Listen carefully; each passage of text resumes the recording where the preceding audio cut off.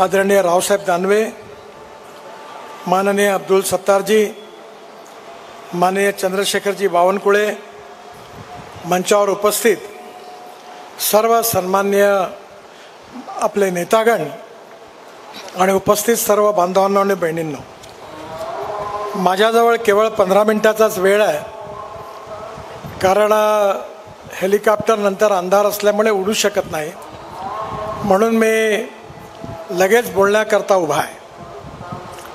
आपल्या सगळ्यांना माहिती आहे की 1947 पासून तर आजपर्यंत या 75 वर्षाच्या इतिहासामध्ये काँग्रेस पक्षाला 60 वर्षापेक्षा जास्त काळ सत्तेमध्ये सत्ता भोगण्याची संधी मिळाली.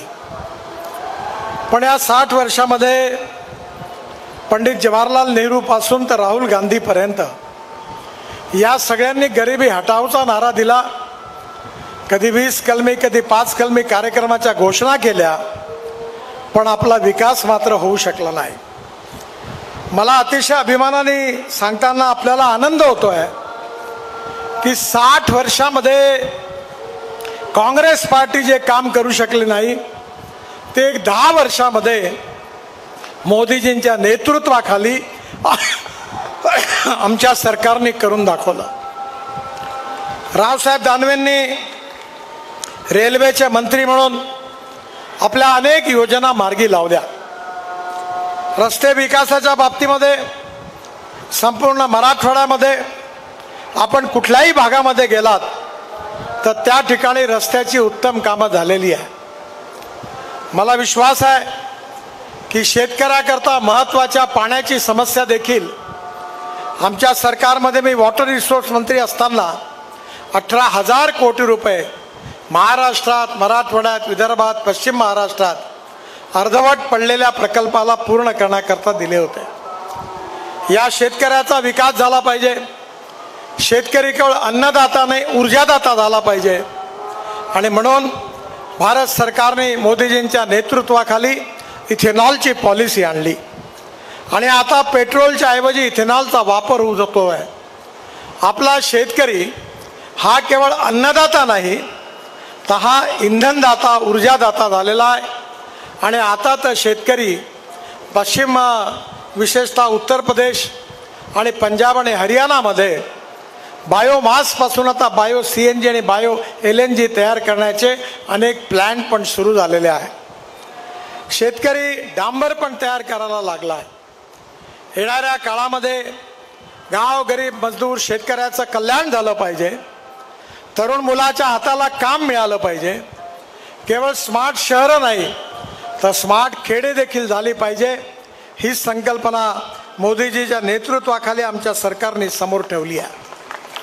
आपल्याला माहिती असेल की युनोमध्ये सध्या डोमेस्टिक हॅपी ह्युमन इंडेक्सची चर्चा आहे. म्हणजे याचा अर्थ सुखांक.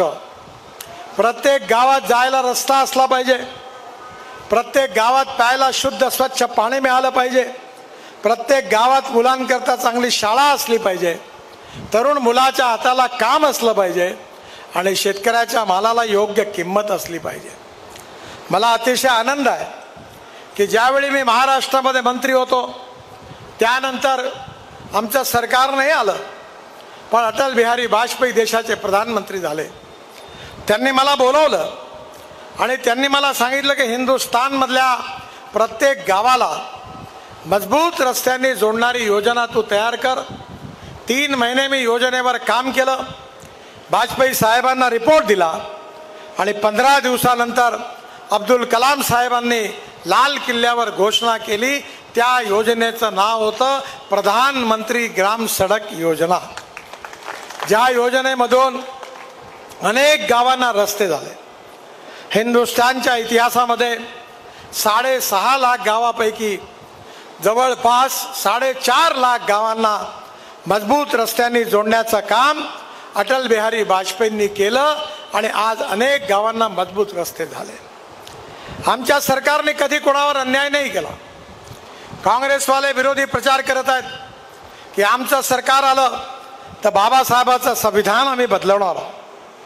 बाबासाहेबांचं संविधान कोणी बदलवू शकत नाही, कारण केशवानंद भारती केसमध्ये चीफ जस्टिस ऑफ इंडिया आणि 7 जजेस समोर मॅटर जेव्हा लागलं होतं तेव्हा सुप्रीम कोर्टाने निर्णय दिला होता की silent features of the constitution cannot be change. लोकतंत्र, समाजवाद, धर्मनिरपेक्षता, freedom of speech, fundamental right हे कुठलंही सरकार आलं, कोणी प्रधानमंत्री झाला, कोणाही पक्षाची मेजॉरिटी आली तरी मूलभूत तत्व काही बदलता येत नाही. हा सुप्रीम कोर्टाच्या खंडपीठाचा निर्णय आहे. त्यामुळे हे बदलवण्याचा प्रश्नच उद्भवत नाही. पण या संविधानाबरोबर संविधानाचा जो पार्ट बी आहे त्यामध्ये मात्र घटना दुरुस्ती होऊ शकते. पण यामध्ये मला सांगताना अतिशय दुःख होत आहे की काँग्रेस पार्टीने 80 वेळा आणि इमर्जन्सीच्या काळात अतिशय चुकीच्या पद्धतीने बाबासाहेबांच्या संविधानाची मोडतोड केली. तेच काँग्रेसवाले आता आपल्या गावागावात येऊन सांगून राहिले आहेत की भारतीय जनता पार्टीवाले संविधान बदलवणार आहे. मी तुम्हाला विश्वासाने सांगू इच्छितो की जेव्हा कन्व्हिन्स करता येत नाही तेव्हा कन्फ्यूज करण्याचा प्रयत्न होतो. आणि म्हणून या अपप्रचारापासून सावध राहा. मुस्लिम बंधूंना सांगतात कि भारतीय जनता पार्टी वाले खतरनाक है, ये चुनकर आएंगे तो आपको कटवा देंगे, पाकिस्तान भिजवा देंगे, असा अपप्रचार करत आहेत. मला सांगा, या 10 वर्षामध्ये आम्ही अनेक योजना आणल्या. उज्ज्वला योजना आणली, आयुष्य योजना आणली, वयोश्री योजना आणली, शेतकऱ्यांना पैसा पाठवला. कुठल्या तरी योजनेमध्ये आम्ही दलित मुसलमानांवर अन्याय करण्याचा निर्णय घेतला का? बिलकुल घेतला नाही. सबका साथ, सबका विकास, सबका प्रयास हीच भूमिका घेऊन आम्ही काम केलं.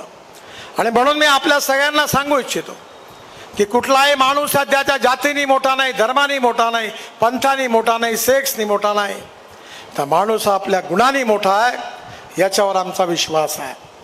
या समाजातली छुआछूत, अस्पृश्यता समूळ नष्ट करून बाबासाहेब आंबेडकरांनी सांगितलेली सामाजिक आणि आर्थिक समता आम्हाला प्रस्थापित करायची आहे. महात्मा ज्योतिबा फुलेंनी आम्हाला दिलेला समतेचा मंत्र पूर्ण अर्थाने पूर्ण करायचा आहे. आणि छत्रपती शिवाजी महाराज आमचे आदर्श आहेत.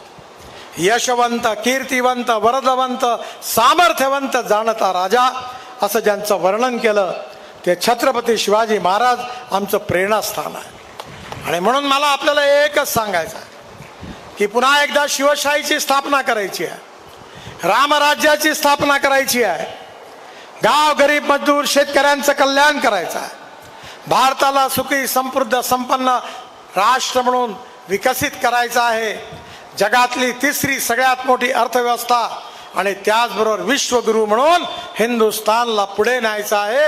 हेच आमचं स्वप्न आहे. या समाजातल्या तळागळातल्या शोषित पीडित माणसाला स्वाभिमानाने जगता येईल, त्याला रोटी, कपडा आणि मकान मिळेल, हाच आमचा कार्यक्रम आहे. आणि म्हणून माझी आपल्या सगळ्यांना विनंती आहे की रावसाहेब दानवे यांनी लोकसभेमध्ये अतिशय उत्तम काम केलं. मंत्री म्हणून महाराष्ट्रातले अनेक प्रश्न त्यांनी सोडवलेले आहे. एक अतिशय कर्तृत्ववान असा नेता म्हणून देशाला त्यांचा परिचय आहे. या मतदारसंघात अनेक वर्ष तुम्ही